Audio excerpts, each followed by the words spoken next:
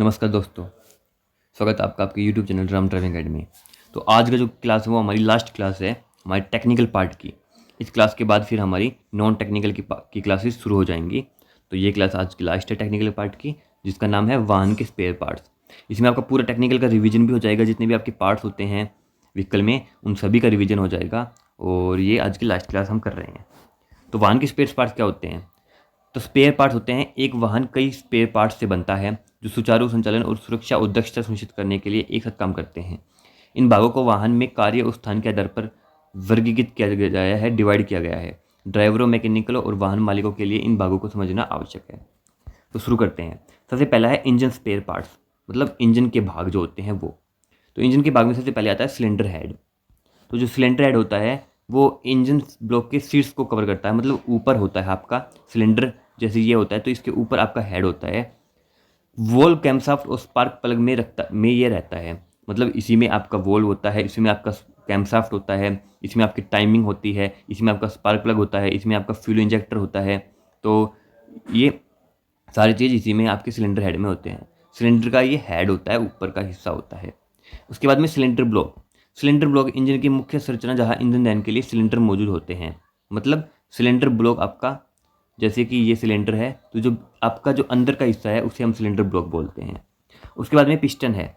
वायु ईंधन मिश्रित को संपीड़ित करके शक्ति उत्पन्न करने के लिए सिलेंडर के अंदर ऊपर नीचे ये चलता है, आपका जो पिस्टन होता है वो। तो ये टू जो अप एंड डाउन ये मोशन करता है पिस्टन, और चारों स्ट्रोक्स को ये कंप्लीट करता है। इसके बाद में पिस्टन रिंग्स हैं। तो पिस्टन रिंग्स आपकी क्या करती हैं? पिस्टन रिंग्स आपकी दो प्रकार की होती हैं, एक होती है कंप्रेशन रिंग, एक होती है ऑयल रिंग। कंप्रेशन रिंग आपकी दो होती हैं, ऊपर नीचे, और फिर आपकी तीसरे नंबर पे तीसरी आपकी ऑयल रिंग होती है। ये आपकी शीलिंग का कार्य करती है और शील कर देती है आपके पिस्टन को, जो बाहर की चीज़ अंदर नहीं जाती है, अंदर की चीज़ बाहर नहीं जाती है। पिस्टन रिंग्स का ये कार्य होता है। तेल और गैस रिसाव को रोकने के लिए पिस्टन और सिलेंडर की दीवारों के बीच के अंतरकाल को सील कर देती है। इसके बाद में क्रैंकशाफ्ट है। क्रैंकशाफ्ट क्या करता है? जो भी पिस्टन से टू एंड फ्रो जो आपका मोशन हो रहा है उसको रोटेशनल मोशन में कन्वर्ट कर देता है। पहियों को चलाने के लिए पिस्टन की ऊपर नीचे की गति को रोटेशन मतलब घूर्णी गति में परिवर्तित कर देता है। उसके बाद में है कैमशाफ्ट। कैमशाफ्ट आपकी जितने वाल्व लगे होते हैं, इनटेक वोल्व, आउटलेट वोल्व, उनको इनलेट वोल्व और आउटलेट वोल्व, उनको मतलब प्रवेश वोल्व और निकास वोल्व, उनको कंट्रोल करता है। और टाइमिंग को भी ये कंट्रोल करता है। तो इंजन के प्रवेश और निकास वाल्व को खुलने और बंद होने को ये नियंत्रित करता है। उसके बाद में टाइमिंग बेल्ट है। टाइमिंग बेल्ट क्या करती है कि कब वाल्व खुलेगा कब बंद होगा वो डिसाइड करती है आपकी टाइमिंग बेल्ट। वाल्व का उचित संचालन सुनिश्चित करने के लिए क्रैंकशाफ्ट और कैमशाफ्ट की गति को सिंक्रोनाइज करता है। उसके बाद में ईंधन इंजेक्टर है। ईंधन इंजेक्टर आपका फ्यूल का छिड़काव करता है। हर सिलेंडर का आपका अलग ईंधन इंजेक्टर पाएगा।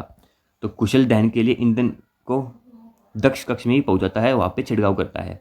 तेल खींचने का यंत्र, जिसे हम ऑयल पंप बोलते हैं, तो ये गतिशील भागों को चिकना करने और घर्षण कम करने के लिए इंजन के तेल को संचालन करता है। उसके बाद में रेडिएटर, जो आपके जो फ्लूइड है आपका उसको ठंडा करने का कार्य करता है, हाई टेम्परेचर को लो में कन्वर्ट करता है, शीतलक में गर्मी को नष्ट करके इंजन को ठंडा करता है। उसके बाद में थर्मोस्टेट वोल्व है। थर्मोस्टेट वोल्व आपका डिसाइड करता है कि आपका जो फ्लूइड है वो आगे रेडिएटर में जाएगा या बाईपास से गुजर जाएगा। तो 80 डिग्री से सेल्सियस 80 से 100 मान के चलते हैं हम। 80 से 100 के बीच के नीचे है तो वो बाईपास से गुजार देगा, और उससे ऊपर है तो आपका रेडिएटर में चला जाएगा आपका फ्लूइड। तो शीतलक प्रवाह को नियंत्रित करके इंजन के तापमान को नियंत्रित ये करता है। उसके बाद में आपका टर्बोचार्जर है। टर्बोचार्जर का कार्य होता है दहन कक्ष में अधिक हवा भरकर इंजन की शक्ति को ये बढ़ा देता है। उसके बाद में ट्रांसमिशन के स्पेयर पार्ट्स आते हैं। ट्रांसमिशन में स्पेयर पार्ट्स आपके सिस्टम, ट्रांसमिशन सिस्टम इंजन में पहियों तक शक्ति स्थानांतरित करता है। पहला है क्लच असेंबली। तो जो आपकी क्लच असेंबली है वो क्या करती है कि वो जो आपकी क्लच असेंबली है उसको जो पावर जो आपकी आती है इंजन से उसको गियर बॉक्स तक पहुंचाने में उसको एंगेज और डिसएंगेज करती है। जब भी हम क्लच पैड दबाते हैं तो जो आपकी पावर है वो आपकी डिसएंगेज हो जाती है, और जब क्लच पैड छोड़ते हैं तो वो एंगेज हो जाती है, जुड़ जाती है। तो इंजन से गियर बॉक्स तक विद्युत प्रवाह को जोड़ता और अलग करता है। उसके बाद में गियर बॉक्स है। गियर बॉक्स में आपका गियर बदलकर वाहन की गति और टॉर्क को बदलता है। जितना आपका छोटा गियर होगा उतना आपकी गति कम होगी, टॉर्क ज़्यादा होगा। जितना आपका बड़ा गियर होगा उतनी आपकी गति ज़्यादा होगी, टॉर्क कम होगा। उसके बाद में चक्का। चक्का मतलब जिसे हम इंग्लिश में आपका फ्लाई व्हील बोलते हैं। फ्लाई व्हील का ही सारा खेल होता है आपका। घूर्णन ऊर्जा का भंडारण करता है और सुचारू विद्युत वितरण सुनिश्चित करता है। मतलब जो भी आपकी क्रैंकशाफ्ट पे जो आपकी पावर आती है तो वो पावर आपकी फ्लाईव्हील पर जाती है। तो फ्लाईव्हील जो आपका है वो चक्र गोल चक्रा होता है, वो घूमता रहता है। जब भी आपकी क्लच प्लेट उस पर टच करती है तो आगे पावर ट्रांसमिट हो जाती है, और जब आपकी वो क्लच प्लेट जो है वो हट जाती है तो आपकी पावर जो है वो डिस्कनेक्ट हो जाती है, हट जाती है। और जब जुड़ती है वो क्लच प्लेट तो आपकी जुड़ जाती है पावर। तो वो तो हमेशा चलता रहेगा, फ्लाईव्हील हमेशा जब तक इंजन ऑन है जब तक आपका फ्लाईव्हील चलेगा। और पावर के लिए हम क्लच प्लेट का यूज़ करते हैं। उसके बाद में अंतर, मतलब डिफरेंशियल, जिसे हम इंग्लिश में, ये हिंदी में का वर्ड इसमें गलत है, ये है डिफरेंशियल। डिफरेंशियल क्या करता है, जो आपकी फ्लाई व्हील से आगे जो पावर आती है उसको प्रोपेलर शाफ्ट में डालता है और प्रोपेलर शाफ्ट से आपका डिफरेंशियल में जाता है। डिफरेंशियल का कार्य होता है जितने भी आपके पहिए हैं उनमें समान रूप से आपकी पावर को डिस्ट्रीब्यूट कर देता है, वितरित कर देता है। तो सुचारू मोड के लिए पहियों के बीच शक्ति वितरित करता है। उसके बाद में आपका ड्राइव शाफ्ट है। ड्राइव शाफ्ट का कार्य होता है गियर बॉक्स से पहियों तक घूर्ण शक्ति स्थानांतरित करता है, वहाँ पे पहुँचाता है। मतलब गियर बॉक्स से आपके पहियों तक आपका ड्राइव शाफ्ट जो है वो आपकी शक्ति को पहुँचाएगा, पावर को पहुँचाएगा। शायद ये ड्राइव शाफ्ट मेरे हिसाब से प्रोपेलर शाफ्ट को बोलते हैं इंग्लिश में, है नहीं, क्योंकि मुझे हिंदी में ये मालूम नहीं है ड्राइव शाफ्ट किसको बोलते हैं, बट शायद ये प्रोपेलर शाफ्ट होता है इंग्लिश में, प्रोपेलर शाफ्ट। तो ये आप एक बार कंफर्म कर लेना, क्योंकि गियर बॉक्स से आपकी प्रोपेलर शाफ्ट में ही आपकी पावर जाती है। इसके बाद में आपका सस्पेंशन स्पेयर पार्ट्स, मतलब आपके जो सस्पेंशन सिस्टम के जितने पार्ट्स होते हैं वो डिस्कस करेंगे। सबसे पहला है सदमे अवशोषक, मतलब एब्जॉर्वर्स होते हैं जो आपके झटकों और आपके जितने भी झटके आपके लगते हैं उनको एब्जॉर्व कर लेता है। चिकनी सवारी के लिए उबड़ खबड़ सड़कों को आने वाले झटकों को अवशोषित करता है। उसके बाद में कोयल स्प्रिंग और लीफ स्प्रिंग है, ये दो आपके होती है। लीफ स्प्रिंग और कोयल स्प्रिंग जो आपकी होती है वो वाहन के वजन को सहारा देती है और सवारी की ऊंचाई बनाए रखती है, वो आपको झटके से बचाती है। उसके बाद में नियंत्रण शस्त्र है जिसे हम इंग्लिश में बोलते हैं कंट्रोलर। तो ये पहियों को फ्रेम से जोड़ते हैं और सुचारू गति प्रदान करते हैं। उसके बाद में बॉल जोड़ है। बॉल जोड़ आपका दो भागों को आपको जोड़ने का कार्य करता है, स्थिरता बनाए रखते हुए निलंबन भागों के बीच गति की अनुमति देता है।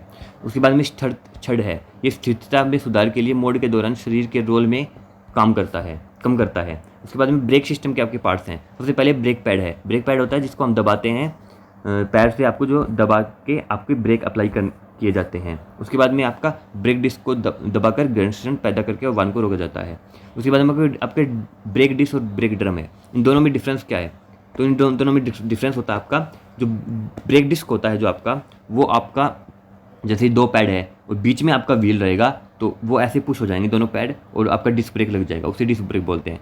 और ब्रेक ड्रम होता है आपका टायर के अंदर सिस्टम आपका होता है, मतलब रिम में कोई सिस्टम होता है वो आपका ऐसे दोनों पैड बंद होते हैं, ऐसे चिपके होते हैं, और जब हम ब्रेक पैड को दबाते हैं तो वो खुल जाते हैं जिससे वो दोनों जकड़ लेते हैं, उसके हम ब्रेक ड्रम बोलते हैं। घूमने वाले घटक जो वाहन की गति को धीमा करने के लिए ब्रेक पैड जूतों के साथ काम करता है। आगे बढ़ते हैं, नली का छेद आरोध, ये ब्रेक पैड को पकड़ता है और डिस्क पर दबाव डालता है। इसके बाद में मास्टर सिलेंडर आपका हाइड्रोलिक ब्रेक्स में आपका देखा जाता है, जो आपका हाइड्रोलिक प्रेशर बनाए रखता है, ब्रेक पैडल बल को हाइड्रोलिक दबाव में परिवर्तित करता है। इसके बाद में आपका ब्रेक बूस्टर है। ब्रेक बूस्टर क्या करता है, आसानी से रोकने के लिए ब्रेक पर लगाए गए बल को बढ़ाता है। उसके बाद में आपके स्टीयरिंग सिस्टम के स्पेयर पार्ट्स आते हैं। स्टीयरिंग सिस्टम के स्पेयर पार्ट्स में है, स्टीयरिंग प्रणाली वाहन की दिशा को नियंत्रित करती है। आप सबसे पहले आपका स्टीयरिंग व्हील होता है आपका, जो आप पकड़ के आपको घुमाते हैं उसे हम स्टीयरिंग व्हील बोलते हैं। स्टीयरिंग व्हील क्या करता है, वाहन की दिशा बदलने के लिए चालक की नियंत्रित इकाई है। उसके बाद में है गाड़ी का उपकरण जिसे हम व्हीकल्स टूल्स बोलते हैं। ये आपके स्टीयरिंग व्हील को स्टीयरिंग तंत्र से जोड़ता है, यानी स्टीयरिंग व्हील को स्टीयरिंग तंत्र मतलब जिसे हम स्टीयरिंग बॉक्स बोलते हैं, स्टीयरिंग बॉक्स हम स्टीयरिंग तंत्र को बोलते हैं। तो एक रोड टाइप में होती है, आपकी रोड टाइप में लगी होती है, जो कि स्टीयरिंग व्हील जो चक्रे को आपकी स्टीयरिंग बॉक्स जो आपका होता है वास्तव तक आपको जोड़ने का कार्य करती है। उसके बाद में पावर स्टीयरिंग पंप है। पावर स्टीयरिंग पंप आपके पावर स्टीयरिंग में ही होता है, जो आपको प्रयास जो आपका बल है वो आपको कम लगाना पड़ता है उसमें, या पहिया घुमाने के लिए आवश्यक प्रयास को कम करके चालक की सहायता करता है। उसके बाद में बांधने वाली जड़ है, जो आपके पहियों को जोड़ने का कार्य करती है, दिशात्मक नियंत्रण के लिए स्टीयरिंग रैक को पहियों से जोड़ती है। इसके बाद में आपके इलेक्ट्रिकल स्पेयर पार्ट्स आते हैं। इसमें सबसे पहले बैटरी है। बैटरी आपको क्या करती है, मोटर जो आपकी होती है स्टार्टर मोटर उसको चलाने का कार्य करती है, और जिससे हमारे इंजन को चालू करती है, चालू आपकी शक्ति प्रदान करती है स्टार्टिंग में चलने के लिए। इंजन को चालू करने के लिए, सहायक उपकरण चलाने के लिए विद्युत शक्ति प्रदान करती है। उसके बाद में आपका अवतरित है। अवतरित क्या करता है? बैटरी को चार्ज करता है और वाहन को बिजली की आपूर्ति। अवतरित का मतलब होता है अल्टरनेटर। अल्टरनेटर ही हमारा जो होता है वो बैटरी को चार्ज करता है। अल्टरनेटर है वो बैटरी को चार्ज करता है और वाहन को बिजली की आपूर्ति करता है। उसके बाद में स्टार्टर मोटर है। स्टार्टर मोटर इंजन को चलाने में मदद करता है। इसे चालू करने के लिए इंजन को क्रैंक करता है। उसके बाद में स्पार्क प्लग है। स्पार्क प्लग जो आपका होता है वो ओनली पेट्रोल इंजन में ही आपका पाया जाता है। जो आपका थर्ड स्ट्रोक होता है, पावर स्ट्रोक, उसमें आपका ब्लास्ट करने का कार्य आपका स्पार्क प्लग करता है। स्पार्क प्रोवाइड करता है आपको फ्यूल से, और वहाँ पे आपका दहन होता है। दहन के लिए वायु ईंधन मिश्रण को प्रज्वलित करता है, मतलब ब्लास्ट करता है। उसके बाद में ग्लो प्लग है। ग्लो प्लग आपका डीजल इंजन में आपका होता है। ग्लो प्लग आपका होता है, देखो स्पार्क प्लग आपका पेट्रोल इंजन में हो गया, और ऐसे ही आपका फ्यूल इंजेक्टर जो होता है वो आपका डीजल इंजन में होता है। ओके, अब ग्लो प्लग जो होता है वो आपका होता है कोल्ड वेदर में इंजन स्टार्ट करने के लिए, ये ओनली डीजल इंजन में यूज होता है।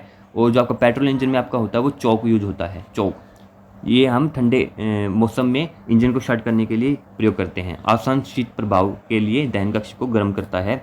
गर्म होने के कारण ये जल्दी आपका स्टार्ट हो जाता है इंजन। ये ठंडे मौसम में आपका यूज होता है। इसके बाद में आपका इग्निशन का तार है, मतलब जिसे हम इग्निशन कोयल बोलते हैं।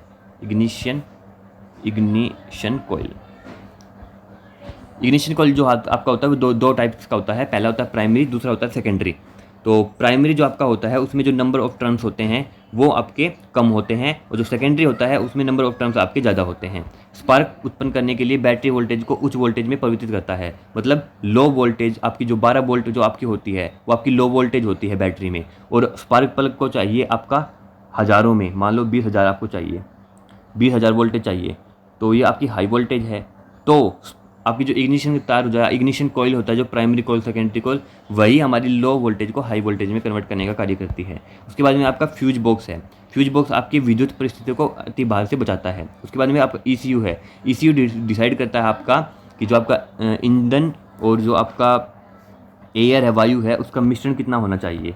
यानी वाहन का मस्तिष्क जो ईंधन, इंजेक्शन, प्रजनन और उत्सर्जन को नियंत्रित करता है, ये उत्सर्जन को भी नियंत्रित करता है, और जो वायु और आपका फ्यूल का जो मिश्रण होता है उसको भी नियंत्रित करता है। उसके बाद में आपका ईंधन प्रणाली के पार्ट्स होते हैं। सबसे पहले ईंधन टैंक होता है जहाँ पे आपका ईंधन स्टोर होता रहता है।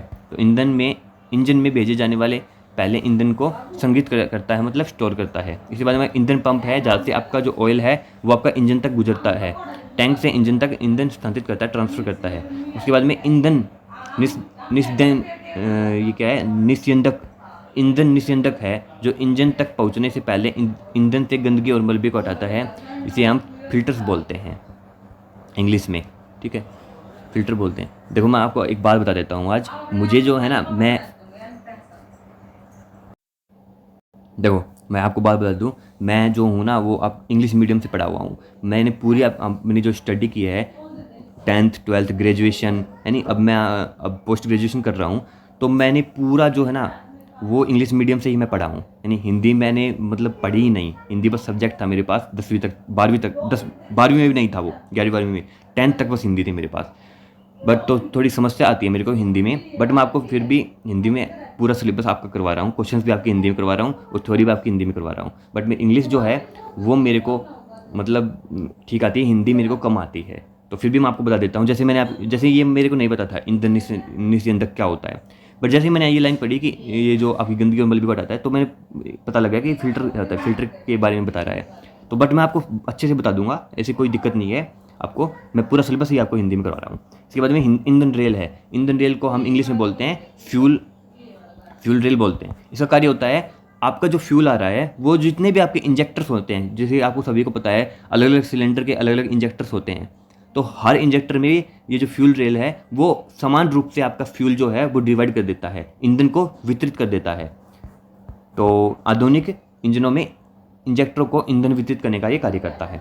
इसके बाद में आपका निकास प्रणाली है, मतलब जिसे हम एग्जॉस्ट सिस्टम बोलते हैं, उसके स्पेयर पार्ट्स हैं। इसमें है आपका कई गुना निकास। सिलेंडरों में निकास गैसों को एकत्रित करता है, उन्हें निकास पाइप तक पहुंचाता है। ये आपका होता है, जो आपका होता है ना, वो क्या था वो, आउटलेट, हाँ, आउटलेट मैनिफोल्ड, आउटलेट मैनिफोल्ड। इसका कार्य स्टार्टिंग का ही होता है। जो भी आपके एडजस्ट गैसेस के जो आपके अनबर्न गैसेस आती हैं वो सीधा आपके आउटलेट मैनिफोल्ड से गुजरता है। उसके बाद में आपका उत्प्रेरक कन्वर्टर होता है जिसे हम इंग्लिश में कैटालिटिक कन्वर्टर बोलते हैं। कैटालिटिक कन्वर्टर जिसे हम उत्प्रेरक कन्वर्टर बोलते हैं, उसका कार्य होता है जो भी आपकी हार्मफुल गैस है उसको कम हार्मफुल में कन्वर्ट कर देता है। और ज़्यादातर ये आपका जो कार्बन मोनोऑक्साइड होती है, आपकी कार्बन मोनोऑक्साइड जो आपकी होती है उस गैस को ही करता है। तो गैसों को कम हानिकारक पदार्थों में परिवर्तित करके हानिकारक ऑक्सीजन को कम करता है। उसके बाद में मफलर साइलेंसर होता है जो आपकी आवाज़ को कम कर देता है। निकास गैसों में होने वाले शोर मतलब आवाज़ को कम कर देता है। उसके बाद में ऑक्सीजन सेंसर होता है। ऑक्सीजन सेंसर आपका ऑक्सीजन के लेवल को स्तर को जांचता है। बेहतर ईंधन दक्षता के लिए निकास गैसों में ऑक्सीजन के स्तर की निगरानी करता है। इससे हमें पता चल जाता है कि आपका जो अंदर दहन हो रहा है वो आप इसमें जो आपका जो दहन हो रहा है, अंदर दहन हो रहा है, उसकी स्थिति हमें पता लग जाती है ऑक्सीजन आपकी लेवल के माध्यम से कि वो ठीक हो रही है या ज़्यादा हो रही है। उसके बाद आपके कूलिंग सिस्टम के स्पेयर पार्ट्स आते हैं। सबसे पहले रेडिएटर है जो ठंडे करने का कार्य करता है आपका फ्लूइड को, तो इंजन में वापस जाने वाले शीतलक को ठंडा करता है। उसके बाद में पानी का पंप होता है जिसे हम वाटर पंप बोलते हैं। वाटर पंप ये इंजन और रेडिएटर के माध्यम से शीतलक का संचार करता है। उसके बाद में थर्मोस्टेट मैंने आपको बता दिया कि आपके वॉल्व लगा होता है जो आपके तापमान को शीतलक को प्रवाह को नियंत्रित करता है, मतलब बाईपास में भेज देगा। अगर आपका लो टेम्परेचर है, हाई टेम्परेचर है तो रेडिएटर में भेज देगा। उसके बाद में आपका शीतलक जलाशय है जो अतिरिक्त शीतलक का भंडारण करता है, मतलब जो आपका कूलेंट जो आपका होता है वो आपका ग्रीन कलर का आपका कूलेंट होता है, वो उसको ये स्टोर करता है शीतलक जलाशय, है नी, तो इसे हम शीतलक जलाशय बोलते हैं। उसके बाद में बॉडी और एक्सटीरियर मतलब बाहर के पार्ट्स और बॉडी। तो सबसे पहले बम्पर होता है। बम्पर आपके आगे लगा होता है आपका, जिसे हम बोनेट वगैरह भी बोलते हैं। तो मामूली टकराव के दौरान प्रभाव को अवशोषित करता है। उसके बाद में हेडलाइट होती है जो आपकी रोशनी प्रदान करती है आपके रात के ट्रेवलिंग आप कर रहे हो तो। उसके बाद साइड मिरर होता है जो आपके पीछे क्या जाता है को देखने में सहायता करता है, ओवरटेकिंग में सहायता करता है। उसके बाद में आपकी गाड़ी के विंडशील्ड के वाइपर होते हैं जो बारिश वगैरह आ जाती है तो उसको पानी को हटा देता है, धूल को हटा देता है, यानी वर्षा को मलबे को हटा देता है। उसके बाद में दरवाजे के हैंडल होते हैं जो कैबिन तक पहुँचे प्रदान करते हैं। उसके बाद में बोनट और ट्रंक होता है जो इंजन और कार्गो क्षेत्र को ढके रखता है। बोनट मतलब आगे का हिस्सा जो आपका होता है। उसके बाद में इंटीरियर मतलब अंदर के भाग होते हैं।